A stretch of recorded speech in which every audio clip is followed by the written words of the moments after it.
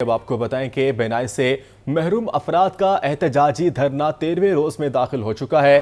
نابینا افراد نے اپنا دھرنا کلب چوک سے D G social welfare office کے سامنے منتقل کر دیا۔ نابینا افراد کی D G social welfare office جانے کی کوشش بھی ہوئی۔ پولیس نے نابینا افراد کو D G social welfare office جانے سے روک دیا۔ نابینا افراد کے D G social welfare office کے باہر دھرنا دے دیا۔ مظاہرین کا کہنا ہے کہ مطالبات کی منظوری کے بغیر دھرنا ختم نہیں ہوگا۔ اس حوالے تفصیلات جانتے ہیں نمائندہ لاہور نیوز سجاد حسین سے۔ سجاد بتائے گا اس وقت کیا اپڈیٹ ہے اس حوالے سے؟ اس وقت ہم جو ہیں وہ شملہ پہاڑی موجود ہیں، جہاں پر ڈی جی سوشل ویلفیئر کا آفس ہے۔ چونکہ نابینا افراد جو ہے وہ کلب چوک میں موجود تھے، وہاں پر ڈی جی سوشل ویلفیئر کی طرف سے ان کو اپیل کی گئی کہ سیکورٹی پرپز کے نقطہ نظر سے ہم آپ سے درخواست کرتے ہیں کہ آپ 2 دن کے لیے جو ہے وہ ڈی جی آفس کے باہر جو ہیں وہ ٹرانسفر ہو جائیں۔ ہم جیسے ہی آپ کے مطالبات مانیں گے آپ اپنے گھروں کو جا سکتے ہیں۔ اس ساری صورتحال کے باعث جو ہے وہ نابینا افراد نے جو ہے ان کا مطالبہ مان لیا، اور مطالبے کے حوالے سے دیکھا جائے تو یہ اس وقت جو ہیں وہ سوشل ویلفیئر کے دفتر کے باہر گیٹ پر موجود ہیں، لیکن ان کو گیٹ کے اندر نہیں جانے دیا جا رہا۔ ان کا مطالبہ ہے کہ سوشل ویلفیئر کے اندر گیٹ کے اندر جو پارک ہے جہاں پہ سوشل ویلفیئر کا آفس ہے وہاں تک ہمیں رسائی دی جائے، کیونکہ یہاں پہ سڑک پہ مناسب جگہ نہیں ہے۔ وہاں پہ اگر ہمیں رسائی دی جائے تو ہم رات کو آسانی سے سو سکیں گے۔ اس حوالے سے سوشل ویلفیئر کا کہنا ہے کہ چونکہ امریکی کونسلیٹ ساتھ ہے، امریکی کونسلیٹ کے ساتھ ان کے مذاکرات جاری ہیں۔ جیسے ہی امریکی کونسلیٹ ان کو اجازت دیں گے وہ ان کو سوشل ویلفیئر کے آفس کے باہر جو پارک ہے وہاں پر تک آنے کی اجازت دیں گے۔ اگر ان کے مطالبات کی بات کی جائے تو مطالبہ یہ ہے کہ ہمیں جو ہے مستقل روزگار فراہم کیا جائے۔ اگر ہمیں مستقل روزگار فراہم نہیں کیا جاتا تو دوسری آپشن یہ ہے کہ مزدور کے برابر جو ہے وہ 37,000 لیبر کی جو مزدوری ہے اس کے مطابق ہمیں اسکالرشپ دی جائے، گھر بیٹھے جو ہے ہمیں اسکالرشپ دی جائے تاکہ ہم جو ہے اپنا روزگار گھر کا جو خرچہ ہے وہ چلا سکیں۔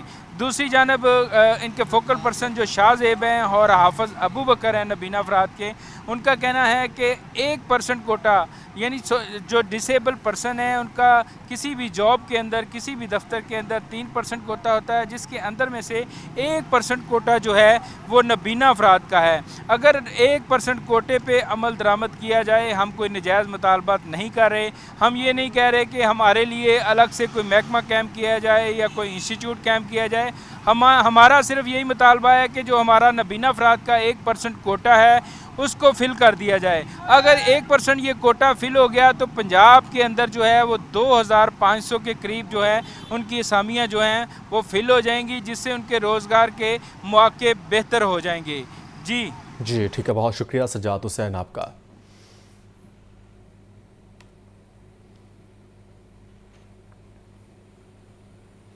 آگے بڑھیں اور آپ کو بتائیں کہ چیئرمین پاکستان علماء کونسل حافظ طاہر اشرفی نے صدر آصف علی زرداری کو ملک کی موجودہ صورتحال بارے خط لکھ دیا ہے۔ ملک کے جو حالات ہیں آپ سے امید کرتا ہوں کہ آپ اپنا بھرپور کردار ادا کریں۔ آپ پاکستان کی وحدت اور اتحاد کے ایوان کے صدر ہیں۔ اس وقت ملک میں ایک اضطرابی کیفیت ہے۔ تفصیلات جانتے ہیں اس حوالے سے حمزہ خورشید سے۔ حمزہ، خط کا حوال مزید بتائیے گا آپ۔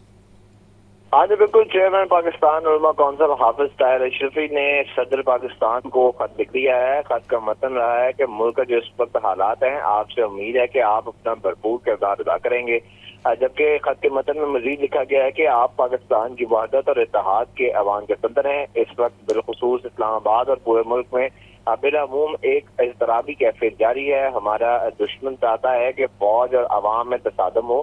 آپ تمام جماعتوں کو بلا کر ان سے مشاورت کریں، اور جو جماعت سراپا احتجاج ہے اس کو بھی بلا کر مشاورت کریں۔ وزیر اعظم شہباز شریف کے ساتھ مل کر صورتحال بہتر کرنے میں اپنا بھرپور کردار ادا کریں۔ پاکستان کی کال پر اسلام آباد آنے والے نوجوان جذباتی کیفیت میں ہیں، ان سے بات چیت کی جائے تو یہ معاملات بہتر ہو سکتے ہیں۔ جی ٹھیک ہے، بہت شکریہ حمزہ آپ کا۔ وزیر اعلیٰ مریم نواز نے کہا ہے، ہمیشہ سے جو بات کہتی رہی ہوں آج دنیا کے سامنے آ گئی ہے۔ پی ٹی آئی سیاسی جماعت نہ ہے، تھی اور نہ ہو سکتی ہے۔ وزیر اعلیٰ پنجاب نے کہا کہ یہ ایک دہشت گرد جماعت ہے جو بار بار اپنے ہی ملک پر حملہ آور ہوتی ہے۔ ریاست کو ان کے ساتھ وہی سلوک کرنا چاہیے جو دہشت گردوں کے ساتھ کیا جاتا ہے، ورنہ بہت دیر ہو جائے گی۔ تحریک انصاف کے بھیس میں تحریک انتشار کا واحد مقصد ملک میں آگ لگانا ہے۔ یہ کسی رعایت یا نرمی کے مستحق نہیں۔ ان کے لشکر میں فرنٹ لائنز میں تربیت یافتہ دہشت گرد شامل ہیں جن کو انہوں نے پولیس اور ریاست پر حملہ آور ہونے کے لیے استعمال کیا ہے۔ وزیر اعلیٰ مریم نواز شریف نے سماجی رابطے کی ویب سائٹ پر پتھراؤ سے شدید زخمی ہونے والے کانسٹیبل کی تصویر شیئر کی ہے اور کہا کہ کیا ایسی حرکت کوئی سیاسی جماعت کر سکتی ہے؟ انتشار اور تشدد کی سیاست کو مسترد کرتے ہیں دھرنے اور مارچ کیوں کیے جا رہے ہیں؟ پاکستان کے حالات میں بہتری مخالفین کو ہضم نہیں ہو رہی۔ ماڈل ٹاؤن میں وفاقی وزیر اطلاعات عطا تارڑ کی پریس کانفرنس، بولے خیبر پختونخوا کے عوام ترقی سے محروم ہیں۔ حکومتی اقدام سے مہنگائی سنگل ڈیجٹ میں آ چکی ہے۔ ملیشیا کے وزیر اعظم کا پاکستان کا دورہ کامیاب رہا۔ پوری دنیا پاکستان کو ابھرتی معیشت قرار دے رہی ہے۔ وفاقی وزیر اطلاعات و نشریات عطا تارڑ کی ماڈل ٹاؤن میں میڈیا سے گفتگو۔ کہتے ہیں ایف بی آر کی ڈیجیٹلائزیشن میں حکومتی اخراجات نہیں ہوئے، تاہم ایف بی آر میں ٹیکس دہندگان کی تعداد دگنی ہو چکی ہے۔ ایف بی آر کی ڈیجیٹائزیشن کی ₹1 گورنمنٹ کا نہیں لگا۔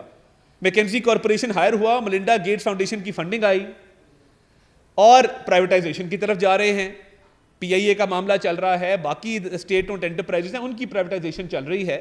ٹیکس نیٹ کو ایکسپینڈ کرنے کی بات کی، فائلرز بڑے ہیں، ایف بی آر کے فائلرز کی تعداد دگنی ہو گئی ہے۔ عطا تارڑ کا کہنا تھا پیٹرولیم مصنوعات کی قیمتوں میں مسلسل 5ویں بار کمی کی گئی ہے۔ 2014 میں چینی صدر کے دورے کو سبوتاژ کرنے کے لیے دھرنا دیا گیا، تاہم دھرنے کی وجہ سے سی پیک جیسا اہم منصوبہ تاخیر کا شکار ہوا۔ یہ وہی کام ہے جو 2013 میں کیا گیا تھا۔ ہمارا کیا طرز عمل تھا کہ نواز شریف صاحب گھر جاتے ہیں بنی گالا اور کہتے ہیں کہ مل کے ملک کی خدمت کریں گے، 14 میں دھرنے شروع ہو جاتے ہیں۔ پتہ ہے چینی صدر آ رہا ہے، دھرنا کرتے ہیں اور کہتے ہیں کہ چین کے صدر کو نہیں آنے دیں گے، سیبوٹاج کریں گے۔ چین کے صدر کا دورہ ڈیلے ہوا، کئی ماہ ڈیلے ہوا۔ پاکستان کی عوام کے لیے جو تحفہ انہوں نے دینا تھا $64 ارب کا، وہ تاخیر سے آیا۔ سی پیک تاخیر سے شروع ہوا۔ عطا تارڑ کا یہ بھی کہنا تھا کہ ریڈ زون میں دھرنے کا مقصد کار سرکار کو مفلوج کرنا ہے۔ پرامن احتجاج کی اجازت ہے، کسی کو حملوں کی اجازت نہیں دیں گے۔ امیر جماعت اسلامی حافظ نعیم الرحمان کہتے ہیں کہ ملک میں جاری سیاسی عدم استحکام پر قابو پانے کے لیے سیاسی جماعتوں کو احتجاج کا آئینی حق دیا جائے۔ قوم یوم یکجہتی غزہ منانے کے لیے 7 اکتوبر کو اپنے گھروں سے باہر نکلے۔ منصورہ لاہور میں امیر جماعت اسلامی حافظ نعیم الرحمان کی پریس کانفرنس۔ وہ کہتے ہیں کہ حکومت ملک میں جاری سیاسی عدم استحکام پر قابو پانے کے لیے سیاسی جماعتوں کو احتجاج کا آئینی حق دے۔ اسلام آباد سمیت مختلف شہروں میں امن و امان کی بگڑتی صورتحال پر فوج اور رینجرز کی تعیناتی مناسب نہیں۔ اگر یہ کام حساس اداروں نے ہی کرنے ہیں تو پھر حکومت کا کیا کام ہے؟ علی امین گنڈاپور کو کے پی کے وزیر اعلیٰ کے طور پر ہی کام کرنا چاہیے۔ کیا ساری ذمہ داری ان کی ہے؟ پی ٹی آئی کی باقی لیڈرشپ کہاں ہے؟ جب چاہیں آپ فوج کو عوام کے سامنے لا کے کھڑا کر دیں۔ پہلے آپ کہتے تھے جناب ہم قبائلی علاقوں میں فوج کی ضرورت ہے، پھر آپ کہتے تھے بلوچستان میں فوج کی ضرورت ہے، اب لاہور میں بھی ان کو فوج کی ضرورت ہے، اسلام آباد میں بھی فوج کی ضرورت ہے، تو پھر آپ کس کی ضرورت ہے؟ انہیں وزیر اعلیٰ کی حیثیت سے بہت سارے مسائل اس وقت خیبر پختونخوا کے عوام کو بھی درپیش ہیں جو اس وقت ایڈریس ہی نہیں ہو رہے ہیں، اور پوری پارٹی کا بوجھ انہوں نے اپنے ناتواں کمزور سے کاندھوں پہ لے لیا ہے۔ تو پوری پارٹی پھر کہاں ہے؟ اگر سارا کام علی امین گنڈاپور وزیر اعلیٰ کو کرنا ہے تو پارٹی کے باقی لوگ کہاں ہیں؟ حافظ نعیم الرحمان نے کہا کہ قوم یوم یکجہتی غزہ منانے کے لیے 7 اکتوبر کو اپنے گھروں سے باہر نکلے اور دنیا کو پیغام دے کہ ہم اسرائیلی دہشت گردی پر خاموش نہیں بیٹھیں گے۔ میری ان سب لوگوں سے درخواست ہے کہ 12 بجے 7 اکتوبر کو گھر سے باہر نکلیں، اپنے گھر والوں کے ساتھ اور محلے والوں کے ساتھ نکل کر سڑک پہ آئیں، ویڈیو بنائیں، تصویر کھینچیں اور پوری دنیا کو یہ بات بتائیں کہ ہم فلسطینیوں کے ساتھ ہیں، ہمارے دل فلسطینیوں کے ساتھ دھڑکتے ہیں، ہم اسرائیل کی دہشت گردی کے خلاف ہیں۔ امیر جماعت اسلامی کا کہنا تھا کہ پاکستان غزہ پر اسرائیلی دہشت گردی کے خلاف لاہ عمل اپنانے کے لیے اسلامی ممالک کی کانفرنس بلائے، کیونکہ مشرق وسطیٰ میں لگی آگ پھیل گئی تو اس کی لپیٹ میں آنے سے ہم بھی نہیں بچیں گے۔ پیپلز پارٹی اور جماعت اسلامی کا فلسطینیوں سے اظہار یکجہتی کا عزم سامنے آیا ہے۔ 7 اکتوبر کو پوری قوم کو یوم یکجہتی فلسطین منانے کی دعوت دی گئی ہے۔ دونوں جماعتوں کے رہنماؤں کا کہنا ہے 7 اکتوبر کو کسی سیاسی جماعت کا نہیں، سب کے ہاتھ میں صرف فلسطین کا جھنڈا ہوگا۔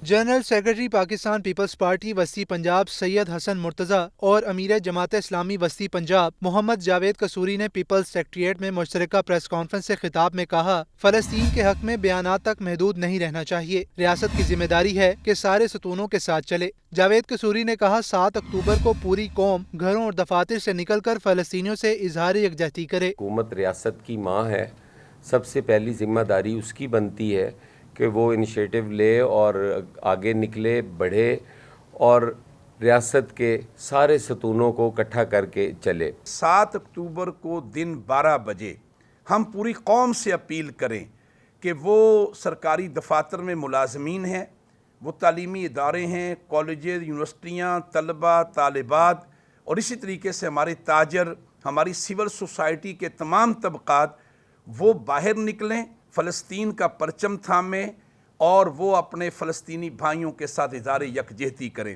प्रेस कॉन्फ्रेंस में चौधरी असलम गिल, अजीजुर रहमान चंद और ज़ियाउद्दीन अंसारी समेत दीगर ने शिरकत की।